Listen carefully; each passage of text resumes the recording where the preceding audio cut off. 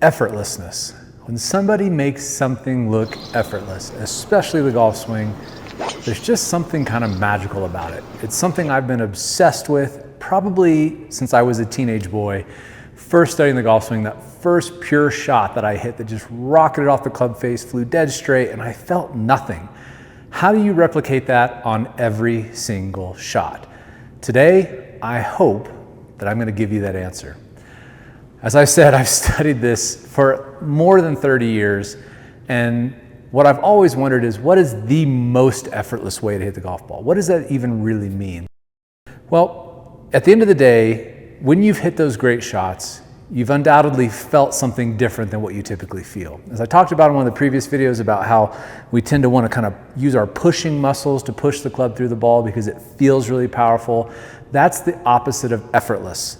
When it's effortless, you don't fire those muscles. In fact, we use completely different sets of muscles, but what does that really mean? What muscles are we using? How do we feel that? How do we conjure up those effortless shots on demand, or more specific, better yet, do it every single time? And how do we learn proper golf swing mechanics without spending years and years and years of our life trying to figure out how to hit a ball with a stick? It shouldn't be that hard. Well, I've been fortunate enough to do a lot of other sports in my life at a reasonably high level and learned lots of new different things from different people. And the one thing that I've always found is that learning anything else other than the golf swing is much easier. So what is it that makes golf so hard? And today, I feel like what you're going to learn is going to put those pieces of the puzzle, because I know that you're out there asking the same questions. Why can't I hit this little ball?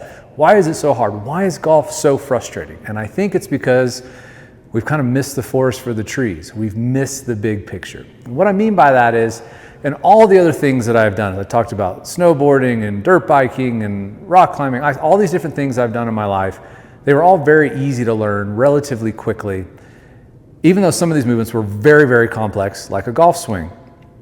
But they all emanated from kind of one motion. So like the snowboard trick I showed you earlier, the way that I learned that and learned how to do something like that in just 30 minutes was I went on a trampoline and I literally just tucked my head and my shoulder and landed on my back like a little half rotation, like here and landing on my back. That's the whole trick. To do that front side rodeo is literally just this. And once you have that motion, the rest of it takes care of itself. When I learned how to whip a dirt bike, you lean the bike over, head's over here, bring your head back over, the bike comes right back underneath you. It's all one movement.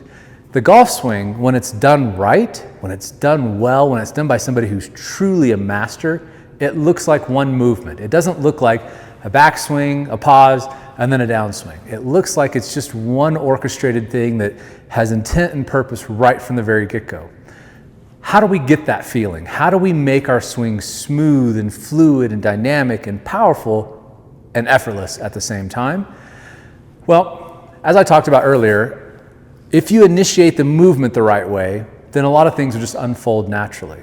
In the golf swing, there's so many different moving parts that it's very difficult at first, until you step back, to isolate that one movement. If I just do a perfect takeaway, well, that doesn't do anything. In fact, it's hard to get from there up to the top of my backswing and then start the downswing. It's always been about how you load the muscles. If you load the muscles correctly, they will unload correctly. But what the heck does loading the muscles correctly in the golf swing even mean? That's what we're going to talk about, at least first. So the thing that's interesting about golf, or about life, is that our head is what we kind of do everything with. Our eyes are super important for everything, for balance, walking, movement, everything that we're doing. Our eyes are processing so much information. Our brain is processing so much information through our eyes. And the vestibular process, our balance, our equilibrium through our ears, the fluid in our ears, all of these things are working, but they're all up here. And what are you told to do with your head in the golf swing? Keep it still. Don't move it. Now, that's not necessarily bad advice, because the reason that that is a common thing to be taught is that a lot of golfers push from the lead side, like you've heard me talk about for years, and that moves their head way off the ball, and then they push from this side, and so they have a push-push swing that has no power, it requires a lot of effort, and it doesn't go anywhere, and it's impossible to control the club face. And so then you just grab that student's head and say, okay, now just move like this. And that's not wrong for somebody who is moving their head all over the place. But there's a bigger thing at stake here, and that is the head a passive part of the golf swing, or is it an active part of the golf swing? In other words, is it a cause or an effect? Now, you've no doubt seen golfers as they release the club that their head goes back a little bit. Some do it more than others, as you saw in the beginning of the video, or this step 2 video. But we've kind of always thought of that as just a reaction to that club flying out away and you're counterbalancing it. But what if it's not a reaction at all? What if it's the cause of everything? Just like I said when I did that front side rodeo, all I'm doing is taking my head down and tucking my shoulder, and then everything else takes care of itself. I don't have to do a thing, basically. In the golf swing, what if I just had that same motion? What if I just moved my head in a certain way, and then my body responded to all of that? Again, this is the control center anyway. Our brain's up here, our eyes up here, balance, proprioception, everything is all up here. And this is the one part we're told to leave alone in the golf swing, to just ignore it, don't think about it, don't move it. What if you were supposed to actively move it, and then everything else was moved and told what to do by this? That's what I'm proposing in this video.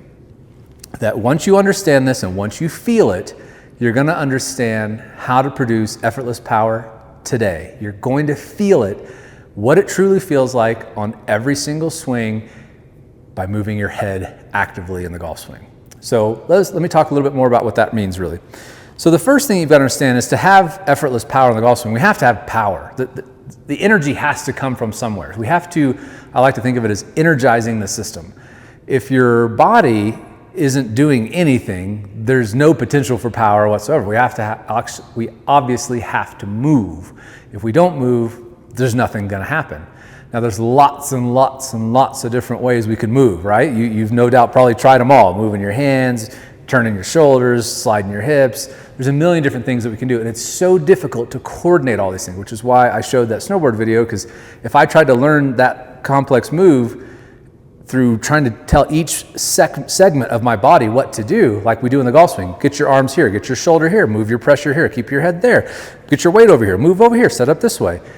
I would never ever learn it, and I certainly wouldn't have learned it in 30 minutes and hucking myself off this jump where it's scary, it's dangerous, there's all sorts of risks involved. There's no risks in golf per se. You're not going to die hitting a golf ball, hopefully. But we're trying to learn the golf swing in all of these segmented pieces, and I have certainly taught it that way because we haven't been able to figure out a better way. But that's what takes so long. But if we had one controller that told everything else what to do, kind of like how your body works in real life, your head and your brain is telling all of this stuff what to do all the time. If we could do that in the golf swing, we can start to understand how to put energy into the system to have power, but without having to put muscular effort into it. So, what do I mean by that?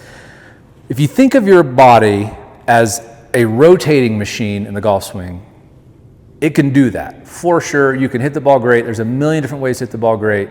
I don't believe that's the most efficient way to just try and rotate.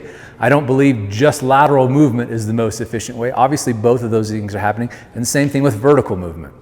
But trying to get lateral movement, rotational movement, vertical movement to all happen at the right time, perfect sequence, in thousandths of a second, it's a big ask. But what if those things all happen naturally as a result of how you actively moved this?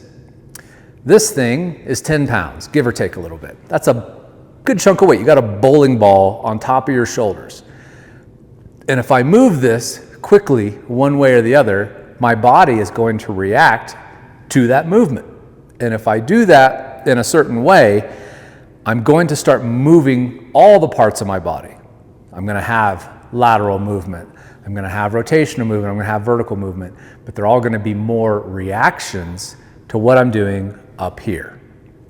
So to get a feel for this and to start to really understand what's really happening here, we need to understand the concept of leverage. Leverage in the golf swing is everything if you want effortless power.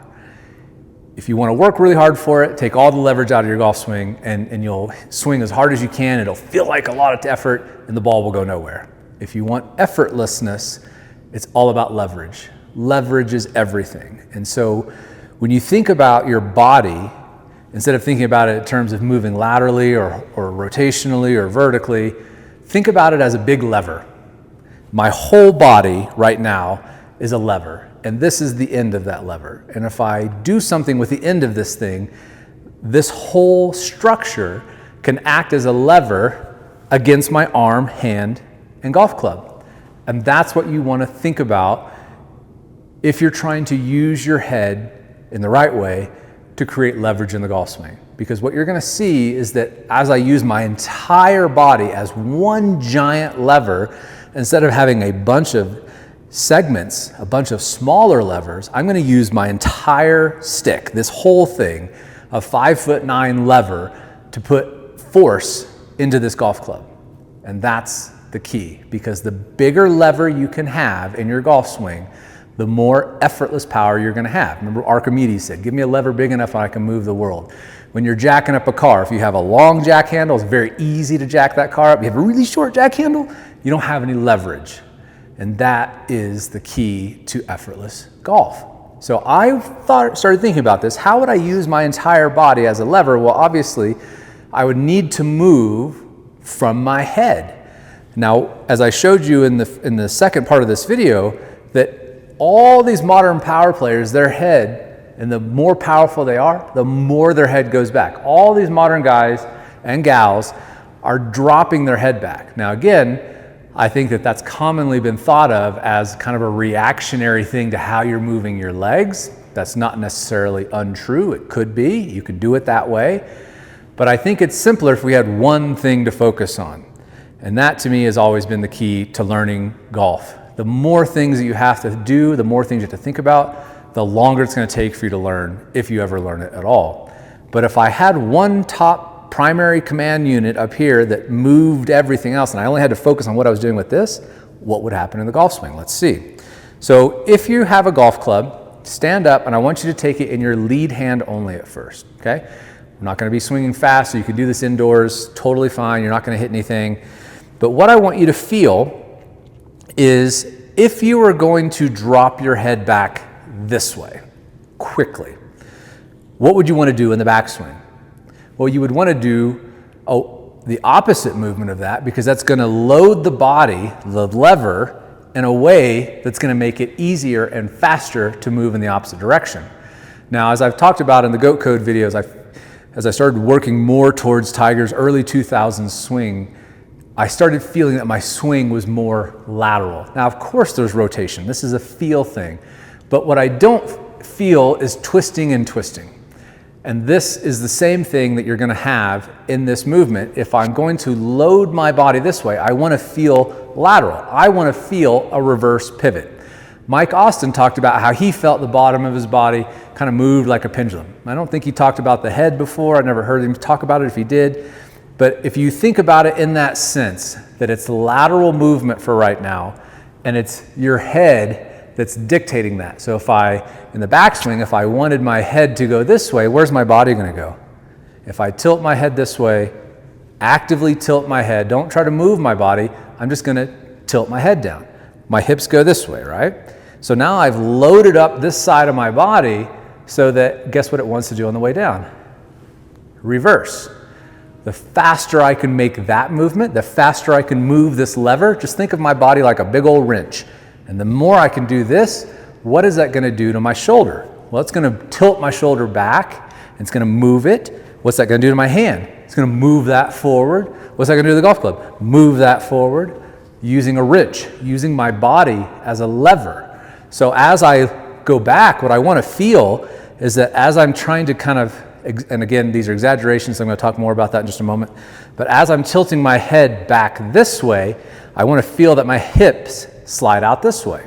Again, exaggeration, you're not going to do it quite to that degree, but if you feel this, you're going to feel load and lengthening this way, and guess what that's going to help you do as you start to go back the other way? Those muscles are then going to be able to contract, and that's going to move you into side bend, and that's going to drop the head back, which is going to move the hands forward. Now, some of the questions I saw about the most recent video were about how do I not hit it fat if I'm working on this move, this squish the bug drill. Now watch what happens. So I'm going to, again, exaggerate this. I'm going to take my head forward this way a lot, so it's very easy to see on camera.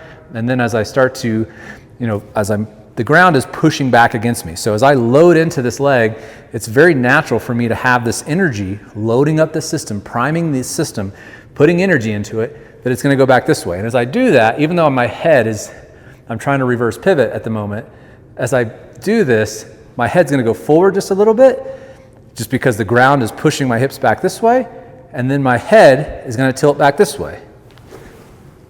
Now, as I did that, my hands and arms were completely dead. Completely dead. No force, no pushing, no effort. But as I do this a little bit more dynamically, I have a ton of speed without any effort. My arms were truly whipped through.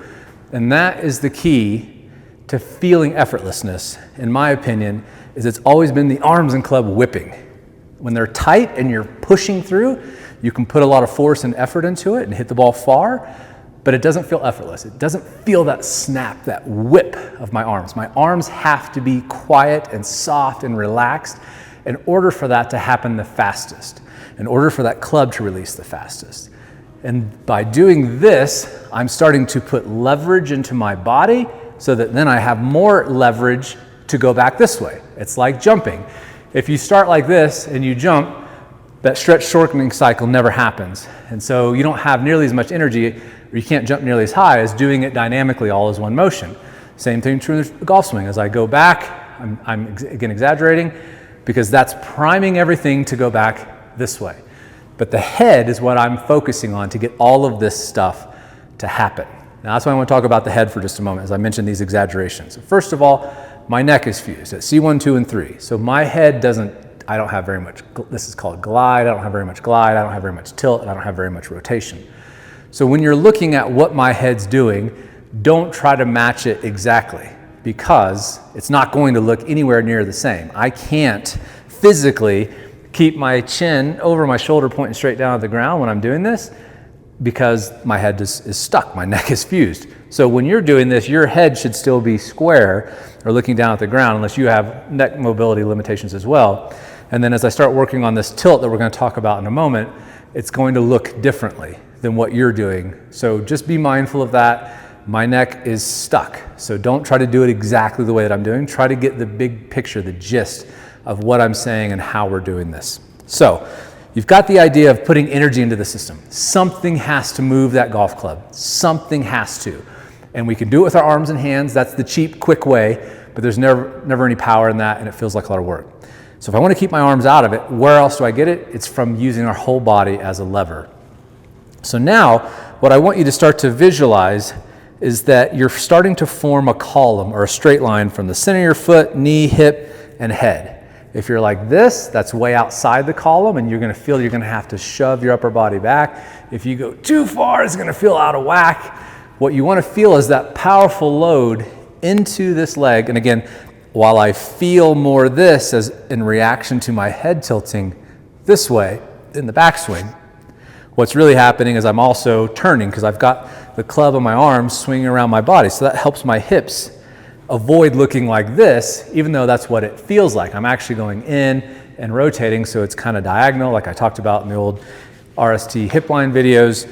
But the feeling or the cause of it is I'm loading up the system. I'm priming this lever. And so I want to get that lever ready to be able to go back down. So if you think about it in that regard, if I was pushing straight down on this, would I have more energy to just push straight down statically? Or if I lifted it and then slammed it down? That's what we're doing. We're lifting it and slamming it back down. And that's going to allow us to move much, much faster with our body, with that lever, and that's going to move the hands and arms and club faster without any effort from all these small muscles in your body.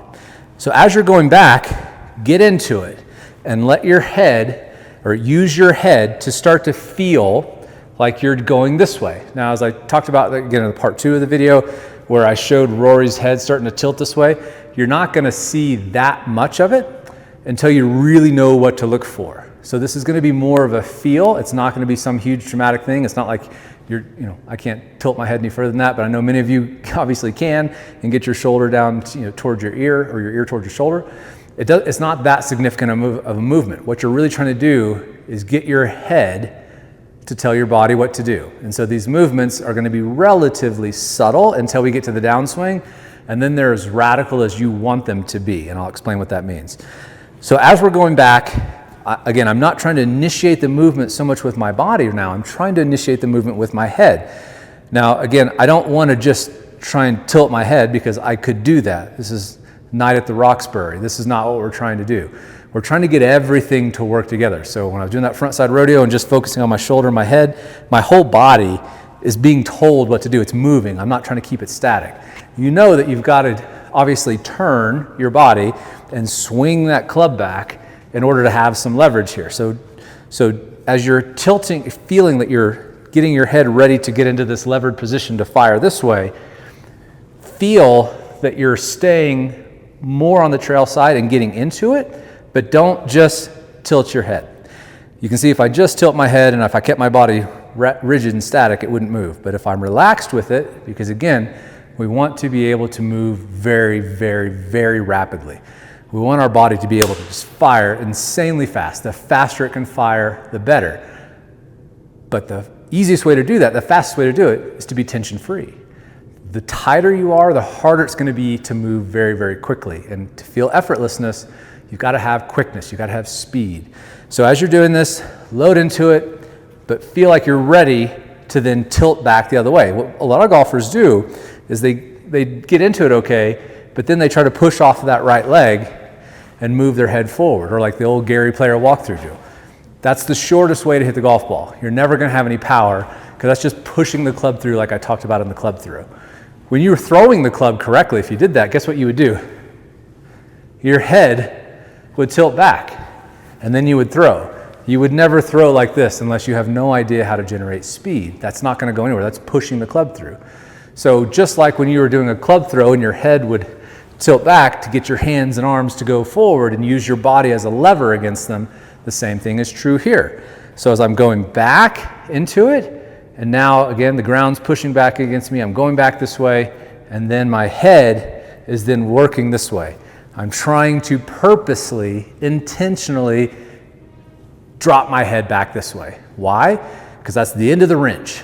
And as I pull on this lever, pull down on my head, watch what happens to the golf club. I'm not going to do anything more than tilt my head back as I come down. So I'm getting back, obviously ground's pushing me back this way, and now I'm focusing on tilting my head.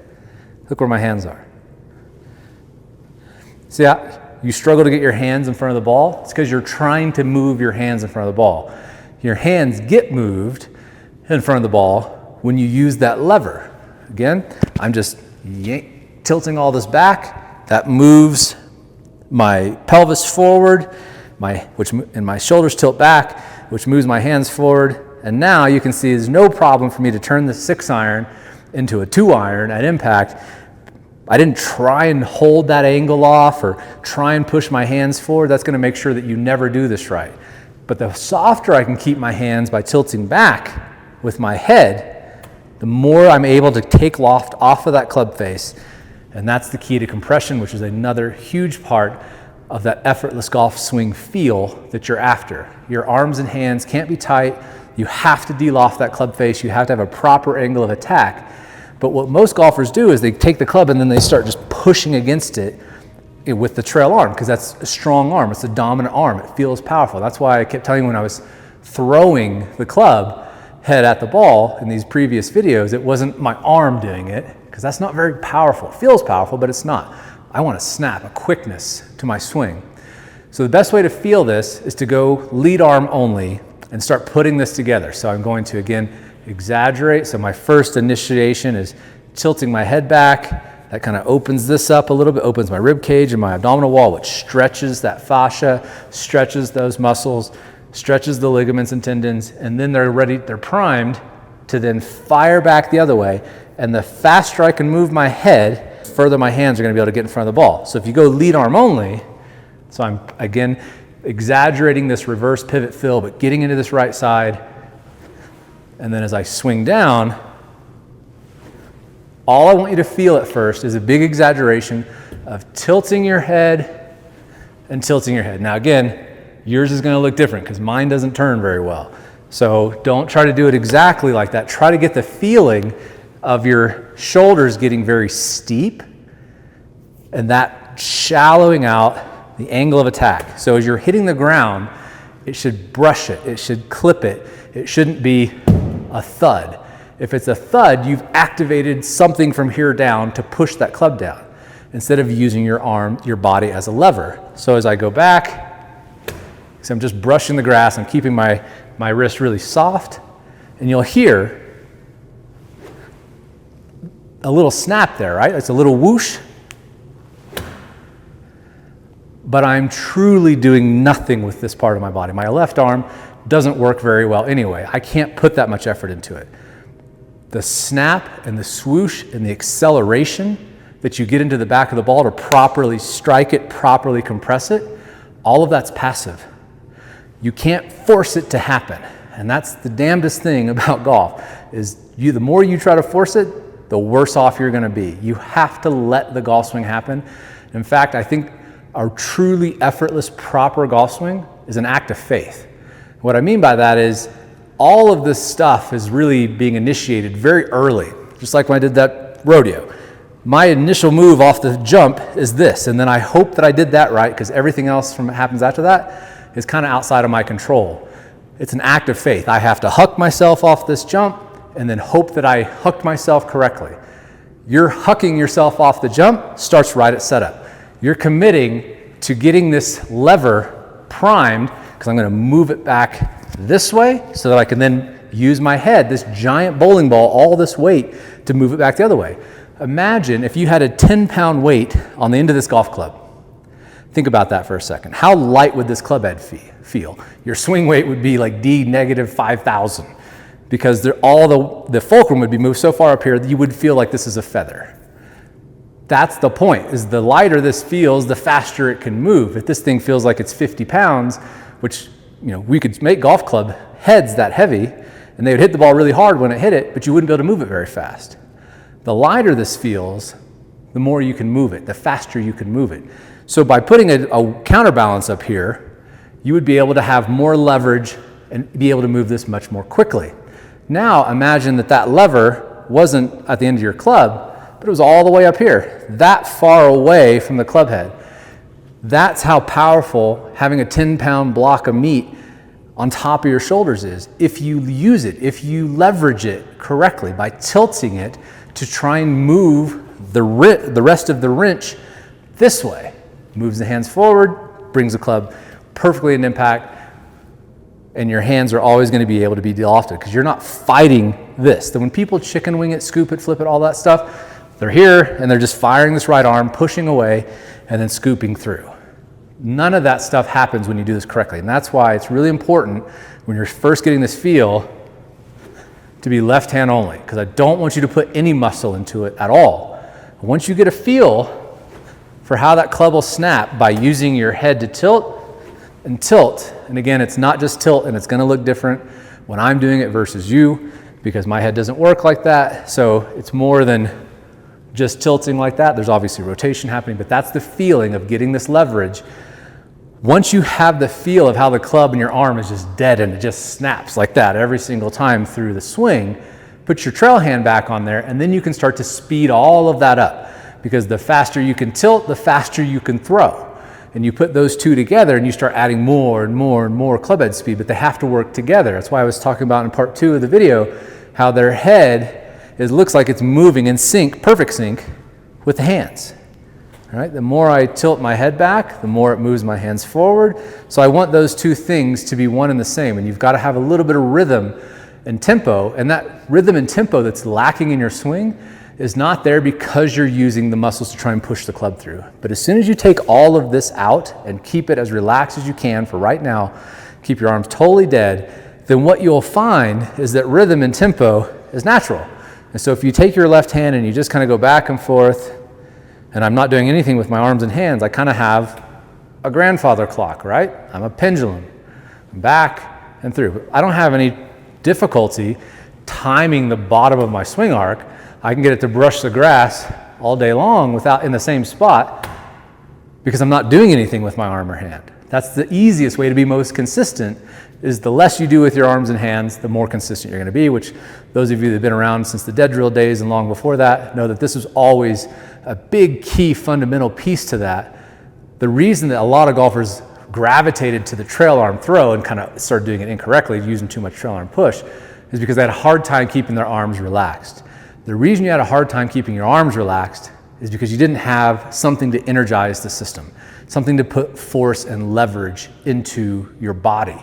But if you use this head trick to start energizing your body and creating movement, I can move my head very quick, and the faster I can do that, the faster I can tilt, the faster I can swing. My arms and hands don't have to do a thing. So you start putting the dead drill and the axiom and the goat code and all of these things together, and they kind of all get tied together with a nice little bow when you just take everything out and make this the centralized control piece. So now, once I have that feeling of that left arm snap, now I'm gonna add my right arm. Now you can hear a different swoosh, right? I gotta tilt quick, I gotta get my head to drop, get my body to be dynamic and quick and relaxed. But the faster I can do that, the faster I can speed everything up. And this is where that squish the bug drill came in so helpful. For a lot of times, I tried to explain it well, but clearly I didn't. So guys were saying, how do I not hurt my back? Or how am I, not standing up or pushing off of this foot? And I said, it's not rotation that you're really trying to feel. That's turning and twisting your pelvis. What you're really trying to feel is this thing to get out of the way. And guess what when my head drops really fast, what am I doing? I'm squishing that bug. Again, baseball players know that you've got a huge stride, so you're not gonna stay back and pivot on that back foot. But in golf, we do. We don't have a huge step. So that's why you see so many modern power players doing this. They look like they're staying back on that. But what they're really doing is tilting their head and their whole upper body together, all as one, with this kind of being the controlling factor. And as that goes back, I want to squish that bug as quickly as I can because I just want my hips to get out of the way. I'm not driving off of them for power per se, although you can, but I prefer to move really relaxed. I prefer to move very quick. So what I want to do with that squish the bug feel is that's as quick as I can move. And I combine that with a tilt, and my arm comes right down into GDP. Those of you who can't get your arm into GDP, this is why, because you're trying to move your arms into GDP. They've got to get moved there. You can do it actively to a degree, but then again, I'm trying to feel as effortless as I can. So for me, I want to keep my arms, all these smaller muscles, as limited in their involvement as I can, and I want to use as much big muscle, big leverage, big bone structure, and as much physics to my advantage as I can. So I'm not saying you can't fire your arm like that. I just don't want to do that, because I want to just use this giant lever. And I find that the bigger, simpler tool that I have versus all these small, little, intricate, delicate tools that I have access to, I find this is a lot easier for me. I'm dumb enough that I just want one simple tool. I want everything to be a nail and I'm a hammer. So I don't want like 50,000 different sets of micro tools. That's kind of what your arms and your hands and your shoulders, you can do all sorts of different stuff with them and still play great golf. I want it simple. And so for me, simple is this giant thing acting as one lever, being guided by this. As you get a feel for it, as I mentioned, left arm only, get that snap, add the right arm speed in there, and that's it. Your arms and hands should be snapping. You can hear it. All I'm doing, tilting back, snapping. Tilting back. The faster I go, whew, that was moving there. Now here's what's interesting about that. You guys know I have a horrible body, a horrible back. I can do this without any pain, okay? When I feel pain in my back or my hip, SI joint, knee, any of those things, is when I start pushing from the trail side of my body. Every single time I will experience some sort of pain or soreness in that. This is a very passive, I hate to use that word passive, but it's the best way I can describe the feeling of it. It's a very relaxed feeling in my body and my core. I'm definitely using these muscles. I'm using the fascia to spring back and fire really quickly. But as far as my spine goes, I feel minimal tension. In fact, I feel really, really, really relaxed throughout this part of my body.